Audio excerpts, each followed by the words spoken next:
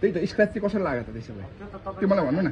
मैले भर्खर recently pant गरेर राखेको मसँग सबै यसको फोटो पिक्चर पनि छ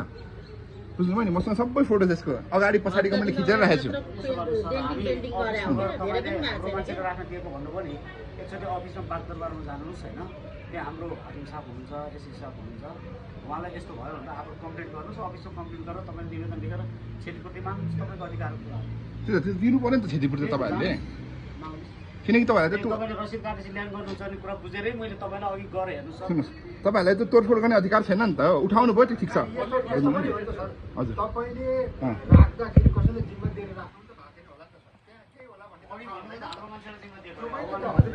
मैले सर कतिखेर तपाईँको मान्छे जिम्मा दिएको भनेको छुइनँ तपाईँको मान्छेले उता पर यहाँ नराख्नुहोस् पर पोल साइडमा उता लगेर राख्नुहोस् भनेर मैले त्यहाँ राखेको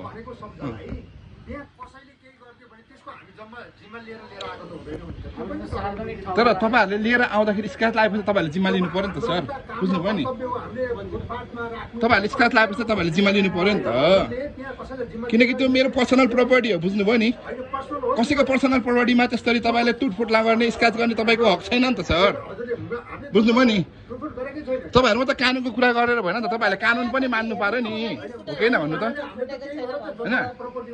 त्यो त तपाईँहरूले कानुनको कुरा मात्र गर्ने कानुन चाहिँ नमान्नु खोजेन नि त कि तपाईँहरूलाई चाहिँ कानुन लाग्दैन त्यो भन्नु न मलाई कि त ठिक छ जनतालाई मात्रै कानुन लाग्छ हामीलाई कानुन लाग्दैन भन्नुहोस् होइन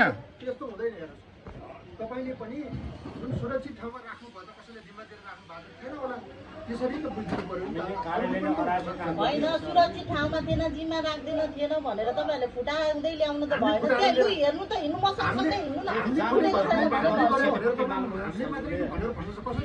त्यो कसले फुटाइदियो त्यो स्क्रैच थिएन क्या सर मसँग म तपाईँहरूले भने त मसँग प्रमाणै छ त्यो बाइकको अगाडि पछाडिको सबैको फोटो छ मसँग खिचेको बुझ्नुभयो नि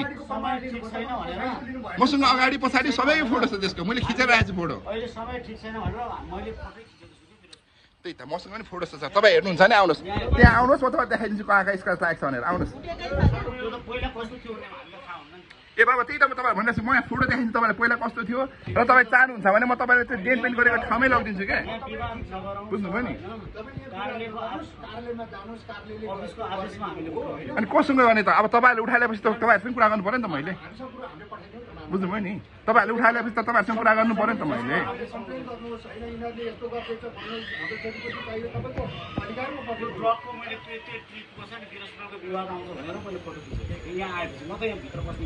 मलाई चाहिँ सुन्नुहोस् मलाई त तपाईँले उठाइ ल्याउनु भएको त्यो कुराको गुनासो होइन कि ठिक छ मैले नपार्के मैले हालेँ होला तपाईँले उठाउनु भयो त्यो जायज कुरा हो ठिक छ म फाइन पनि तिर्न एग्री हो होइन म फाइन पनि तिर्छु ठुलो कुरा भएन फाइन तिर्नलाई तर तपाईँले कसैको प्रपर्टी उठाएर ल्याउँदाखेरि एकदम जतन गरेर ल्याइदिनु पऱ्यो के जस्तो प्रपर्टी जुन अवस्थामा थियो त्यो अवस्थामा तपाईँले बुझाउनु पऱ्यो क्या त्यो ल्याएर स्क्रैच लगाइदिएर त्यस्तो गर्ने होइन नि त सर बुझ्नुभयो नि अब तपाईँले उठाएर ल्याउनु भयो त्यो जे पाइते गरेर उठाएर ल्याउनु मिलेन नि त अब त्यो स्क्रैच लगाइदिने तोडफोड गरिदिने त्यो मिलेन नि त सर त्यो मिलेन क्या बुझ्नुभयो नि त्यो मिलेन है त्यस्तो गर्नु चाहिँ मिलेन क्या तपाईँले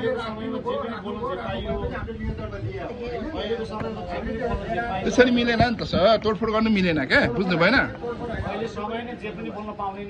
त्यसरी गर्नु मिलेन सर म बिमा प्रमाण बोलेको छुइनँ म तपाईँलाई भन्दैछु त तपाईँले प्रमाण हेर्नेमा आउनुहोस् म तपाईँलाई प्रमाण देखाइदिन्छु स्कुटी पहिले कस्तो थियो अवस्थामा थियो म सबै देखाइदिन्छु क्या बुझ्नुभयो नि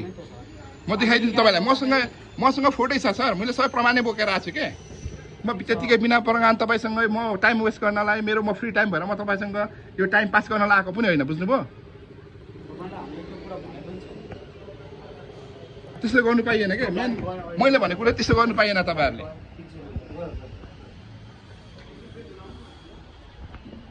लाहरू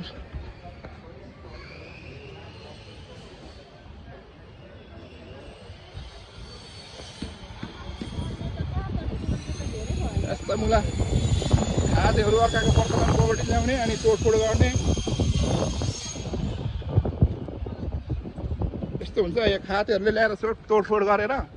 अनि नलानुहोस् अरे साला चोरहरू यस्तो बनाइदियो सबै स्कट लगाइदिएको छ साला हरामीहरू अर्काको पर्सनल प्रपर्टी ल्याएर राखेपछि त अलिक जतनले राखिदिनुपर्छ नि